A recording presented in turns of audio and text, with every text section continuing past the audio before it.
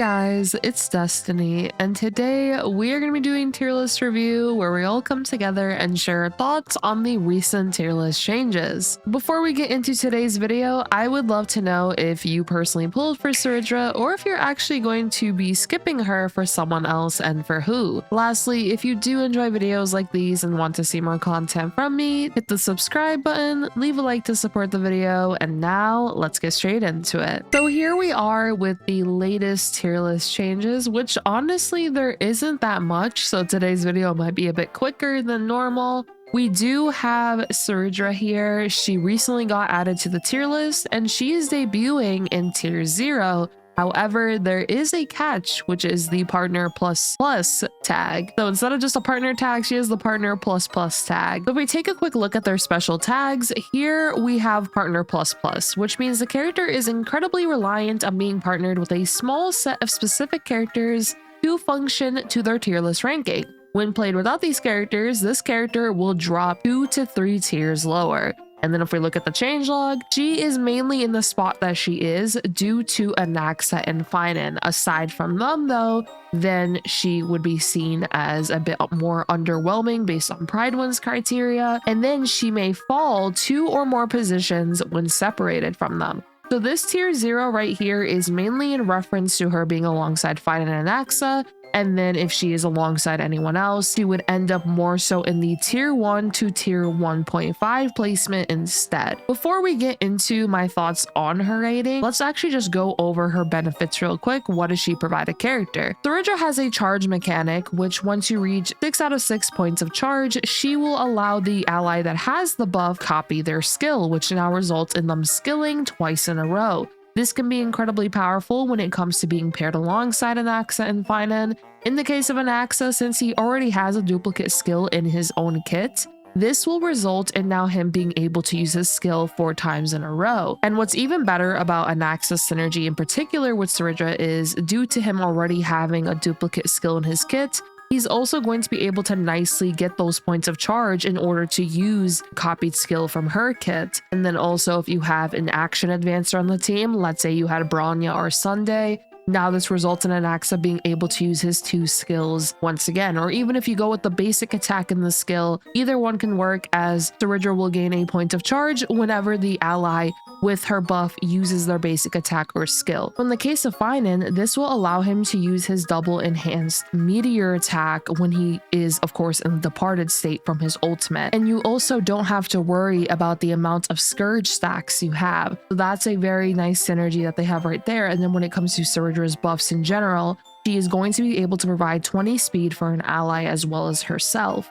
which this can assist with. Let's say you want to run attack boots a little bit more comfortably on some of your damage dealers for speed tuning purposes.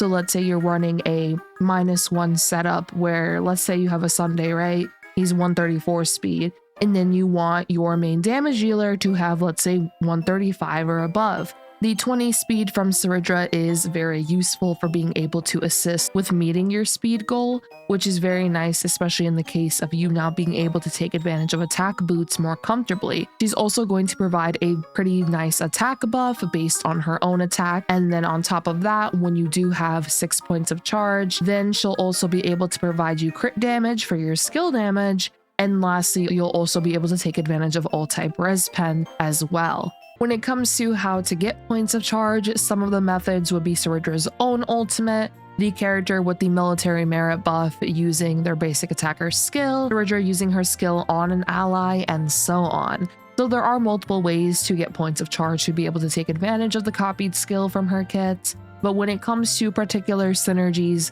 her strongest synergies would definitely be alongside Anaxa and Phainon. She can also work pretty nicely with a character like Archer. There are multiple damage dealers that you can place her with. The main thing being though is that she may not be the best in slot support for that particular team, but it doesn't mean that she cannot work as an option on the team. And in the case of the Herda, I more so recommend this if you have an E1 or E2 the Herda rather than an E0 Herda. Since when you are E0, you will have to deal with the interpretation stacks resetting, which at E1, when her enhanced skill does calculate interpretation, it'll additionally calculate 50% of the stacks on the target with the highest stacks out of the primary target and adjacents that you are attacking. And then on top of that, when you use the enhanced skill to reset interpretation, it'll reset the stack number to 15 instead. In the case of Mighty, I've also seen some people use Cerydra alongside him for fun when it comes to taking advantage of Godslayer be God or Kingslayer be King. And in the case of Mighty, the only thing I kind of wish is if we had, instead of an attack buff, if we had a damage buff instead potentially, since Mighty is an HP scaling damage dealer. Mighty still can take advantage though of the other buffs she provides. Now when it comes to her placement in general, part of me understands why they decided to do the partner plus plus tag. However, if I'm being completely honest, let's say someone was looking at this tier list and they may have not looked at the changelog or read through the categories and tags. They might be a little confused as to why she's placed the way she is, which of course you would get the answers from the changelog and then the categories and tags as to what partner plus plus means. But part of me kind of wishes that, let's say you hovered over her, they put a little note and it says that she is tier 0 with Phainon or Anaxa. Like, let's just say it said with Phainon and Anaxa, and then let's say they believed that she is tier 1 with any other character.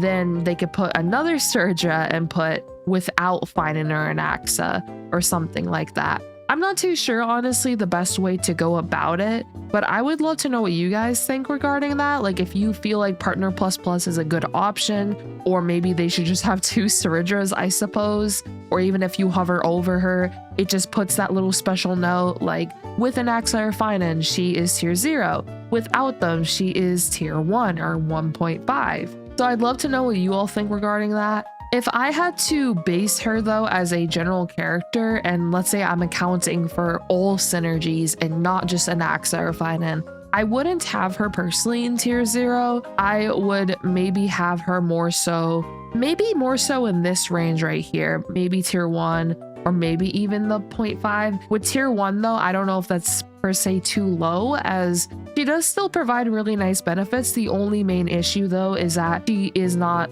necessarily as, I suppose, universal as some of our other Harmony characters. And when I mention this, I'm particularly talking about, like, let's say a character like Tribby, who is very, very universal and provides immense buffing capabilities for majority of teams she's on. She works really nice also with dual DPS teams, as both characters are going to be able to nicely take advantage of her buffs.